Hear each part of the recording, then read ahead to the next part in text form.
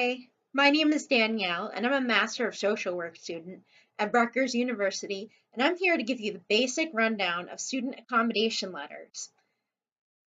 This guide is primarily for teachers, but I hope it helps those who want to be effective allies in the strive for dignity, respect, and justice for people with disabilities.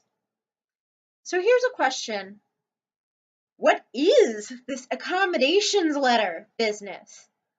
So, accommodation letters are the discrete notification that a student with a disability requires support and flexibility from the teacher in one or more areas.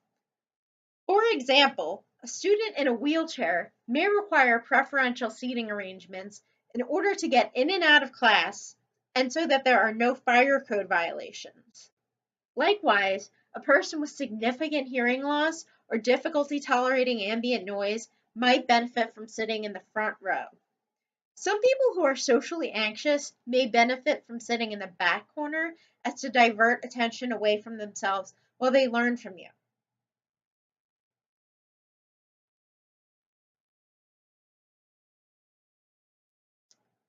These things would not really occur to a student without these sorts of concerns, and it's not your duty to make the need go away, but rather to adjust the setting to help the student as much as you possibly can. Another question. Is providing extra time for a student unfair to other students? Well, in short, no. The reason it's not special treatment from one student to another is because people without disabilities don't need extra time for the same reason that people with processing delay related disabilities do. If other students have a disability that impairs their processing speed, they may be eligible for testing accommodations as well, and they should be referred to disability services. Please reach out to the student and start a conversation about how you can be helpful. While university students are, while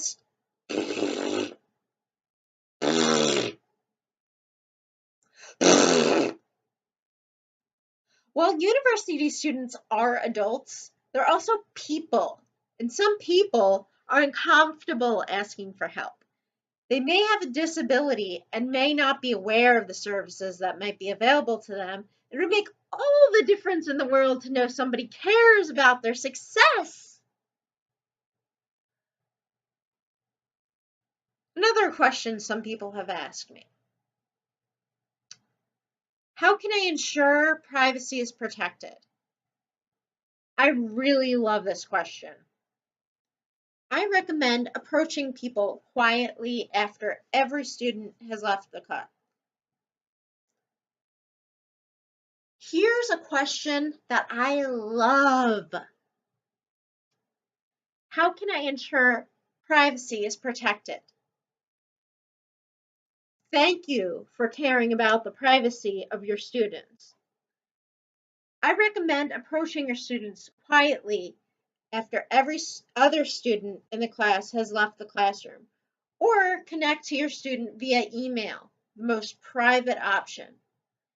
Please do not bring up their disability in front of others if they do not give you direct consent to do so.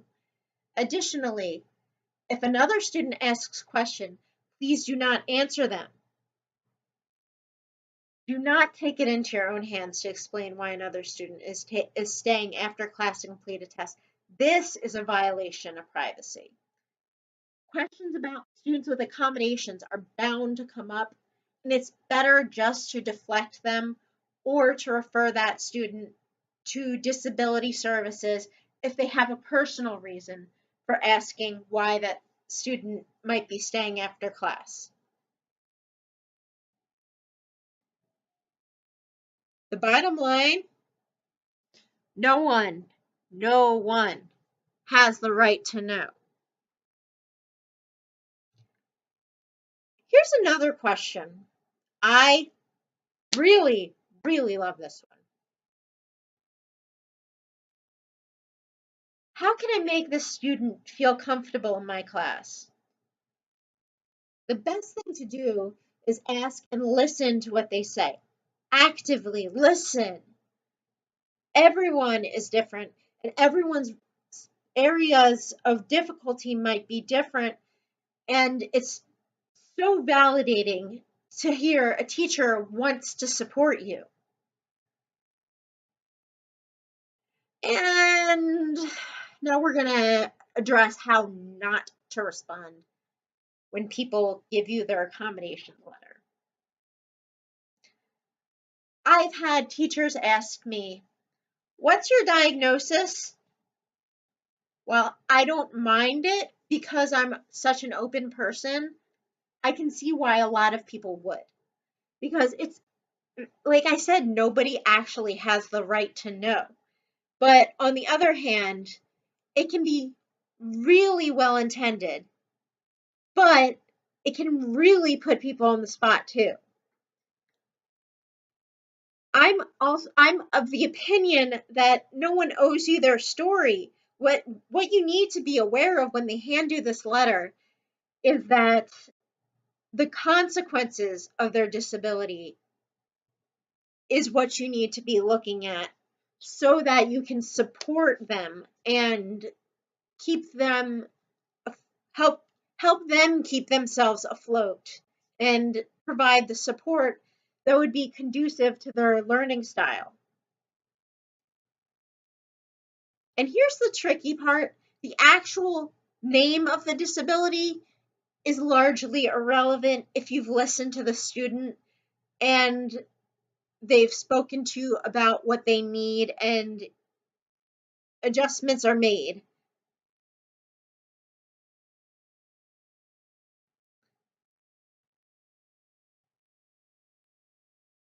Here's a really good question. I received your letter of accommodations. I want to meet your needs. How can I best help you succeed in my class? Let's meet. Ah, the bottom line. The bottom line is that the disabled person gets their needs met, they're feeling supported, and their privacy is ensured, as long as you follow that instruction about emailing or waiting for the other students to have filed out of the class and make sure none of more is coming in. Here's a difficult area. I want to be sensitive because I'm aware that there are some situations where it can be very difficult for teachers to accommodate to certain needs in a certain structure of the class. But I want to say that a dialogue cannot start with, "I can't do that for you." A dialogue should start with, "What can we do? We can't do this, but let's see how we can otherwise meet your needs." Because here's the thing: while it is complicated, outright denying a student's accommodation letter is not only flat out unethical, it's also illegal.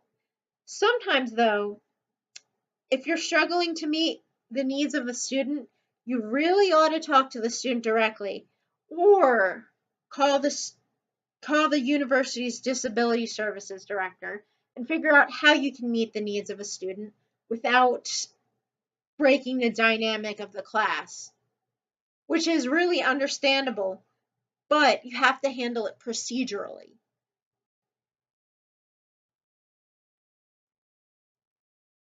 Okay, so here is something that doesn't jive with me as an advocate. Okay, here I'm going to be role playing. Student, you don't need insert accommodation here. You're more than capable of handling this assignment without that accommodation. As a teacher, you do not get to make that decision. It is a student's health professional's choice what accommodations go into their disability letter, and then the Disability Services Committee puts all that into place, which can be a hurdle in its own right. Trust that no one would go through that effort if they really didn't need the support, and it most certainly would not have been approved by Disability Services, which oversees accommodations and approves based on logical circumstances of need. It may seem flattering to think we can do something exactly the same way as a neurotypical or physically able person does, but it really isn't. Denying accommodations because you think we don't need them is still denying a person their accommodations and therefore their civil rights as a student. You can read more about the legal implications here.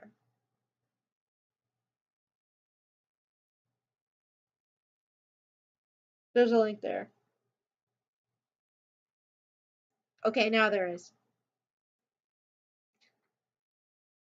So anyway, I hope this video was informative and it helped shape some of your views about accommodation, and maybe it's going to help you in the future if you find yourself that you want to be a professor, or you are one now and you feel like, oh hey, this was uncomfortable to watch, but I'm really glad I did. Then I've done my job. I wouldn't want to make anybody uncomfortable in the sense of, you know, I'm a bad person, but it's important to feel a little bit like you're challenging yourself to think from another person's perspective. I want to thank you for your time.